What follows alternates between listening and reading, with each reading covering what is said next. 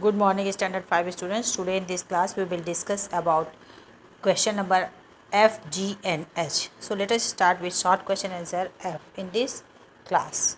So let us first discuss with the short question answer. Exercise F, short answer questions. Question number 1 is, what is germination? The process by which a seed produces a new plant is called seed germination. That means when seed gets favorable condition, air, water and warmth, it germinates into a new plant, and this is called germination of a seed. Now second question is, what are the different parts of a seed? Different parts of a seed are seed coat, seed leaves, that is also known as cotyledons, and baby plant embryo. Let us see the picture of that. You can see in this picture there is a seed coat, the covering, outermost covering of the seed, that is known as seed coat. After that you can see inside two cotyledons are there, these two cotyledons, and one hypocotyle and other is epicotyle. From the epicotyle shoot grows and from hypocotyle root grows, and that is known as plumule, and the hypocotyle gives radicle that develops into the root of the new plant. Now next we will see about the germination of a seed, how the different stages of germination are there. In this picture you can see seed germination. At first the radicle develops from the seed, and after that hypocotyle, and hypocotyle gives rise to radicle, that is shoot, and cotyledons. From between the cotyledons baby plant start to come, and after that epicotyle gives rise to shoot, and the first two leaves develop here, that is this first two leaves that start preparation of the food for the plant, and cotyledons dried up and falls down. So it develops the seed. This small seed develops into a big plant after few days.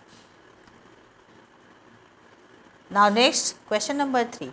List the agents of dispersal. The agents of dispersal are who take away the seeds or scatter the seeds away from the parent plant. So different agents are there: wind, water and animals. So seeds can be scattered away from the parent plant by the help of wind also, water also and animals also. So these are known as agents of dispersal. Now question number 4 is, what is agriculture? The practice of growing plants on a large scale for food or other products is called agriculture. That means if a particular type of plant is grown by a farmer in a field and on large scale, then it is known as agriculture. It can be food or other products also, that is agriculture. Question number 5 is, what are tuberous roots? Tuberous roots are modified and swollen roots that develop at the base of the stem.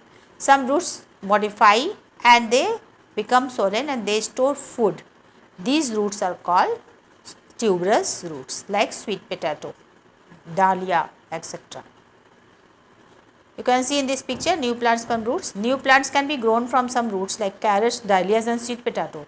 Tuber, the root of a sweet potato is called tuber, that can grow into a new plant. You can see in this picture the tuber of the sweet potato from which new plants are growing.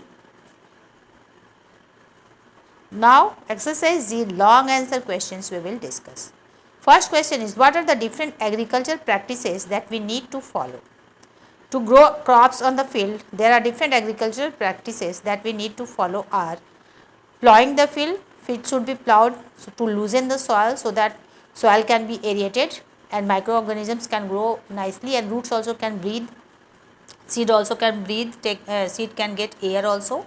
Sowing seeds in the field, after loosening the soil, seeds should be sown in the field.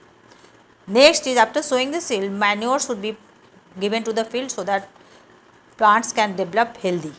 After that, irrigation, what is very important for the plants, so irrigation is also very important. It is the method of artificial watering the plants. If there is no rain water, then artificial watering the plant is known as irrigation. After that, spraying pesticides. When plants grow healthy, otherwise if any pest or any insect will attack the plant, then it can damage the crops. So spraying pesticides is also important to protect the plants. After that, harvesting. If plants get ready, then plants should be cut down and gathered, that is known as harvesting. This is the last stage. After that, storage is also very important. So you can see the different processes. Here you can see by the nowadays in big farms, loosening of the soil, that is plowing the field, is done by tractors. In the next you will see about the Sowing of seed. So in big fields, sowing of seed is also done by tractors, but in small field, farmers can spray by manually also, by hand also. Next is spreading manure. In a small field it can be done manually, but in big field it is done by the tractor only.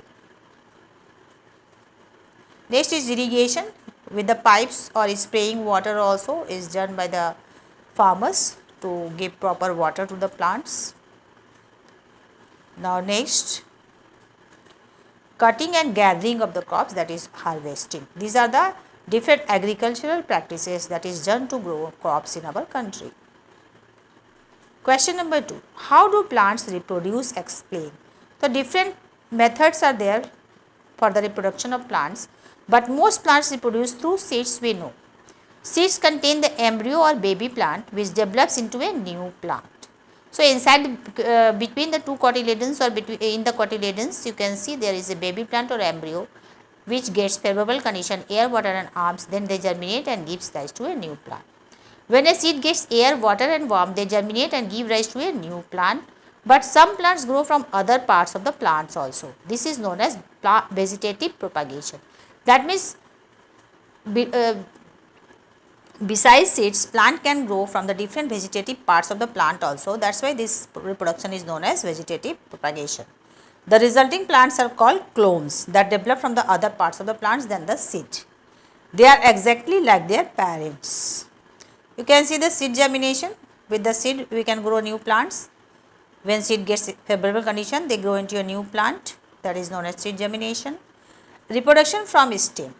Some stems can grow from stem cuttings also, like sugarcane, hibiscus and rose plants grow from stem cutting. Some underground plants also can grow into new plants. Stem, potato, ginger and underground stems, they grow through the buds called eyes on them. Some buds, that is called eyes, they develop into a new plant. Onions and lily plants have underground bulb shaped stem through which they grow new plant. In this picture it is very clear different ways of vegetative propagation. In this it is shown that we can cut a piece of stem, healthy stem from a healthy plant, and we can grow the stem into a different pot, and after a few days it will become a new individual plant. In potato also you can see eyes are present or buds, some scars are there. This germinating eye and bud is shown in this picture. So where the eyes are there, their buds, these are actually the buds, they develop shoots and roots, and after few days they become a new plant. You can see the eye in the, also shown in the potato. This eye is actually bud. From there only new plants. How many pieces of eyes are there in a potato? That many pieces you can cut the potato, and that many potato plant you can grow from one potato. You can see ginger also, the rhizome, the ginger stem is rhizome, it is called. It also develops bud, and from these buds new ginger plant can be grown. Onion also, you can see the bulb of onion, they have reduced stem in them. A small reduced stem is present in this onion bulb, and this develop bud, and these buds, and upside you can see flag leaves develop, and after few days it will become true leaves. So this onion bulb also can give rise to new plant through this reduced stem present in them. Now reproduction through roots. Tuberous roots like dahlia and sweet potatoes have modified and swollen roots that develop into the shoots and become new plant. That tuberous roots can become a new plant also. So from the root also we can get a new plant. Reproduction through leaf. Leaves of some plants like Bryophyllum and Begonia give rise to new plants from the buds present on their leaf margins. At the notches of the leaf margins they have buds. You can see the picture, it will be very clear to you. New plants from tuber you can see. Sweet potato plant is showing the shoot developing in them. Now next you can see here sweet potato shoot are developing on the sweet potato root. It can develop into new plant. You can see the leaf also, the Bryophyllum leaf, you can see the buds produced in the notches along the leaf margin. You can see in every notches buds develop.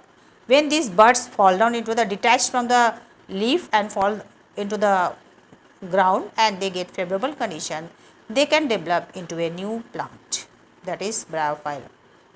Now next let us see about reproduction through spores. Some plants like ferns, mosses and mushrooms, they are non-flowering plants. They cannot produce flowers, so they are producing tiny powder like reproductive bodies called spores.